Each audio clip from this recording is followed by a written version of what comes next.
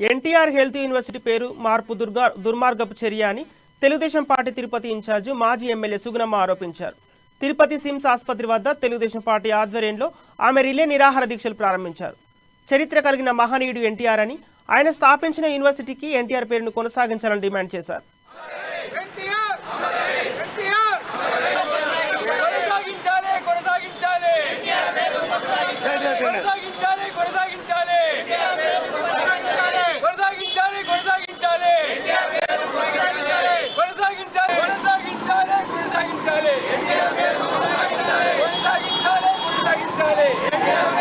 ఓం నమో Venkateshayya.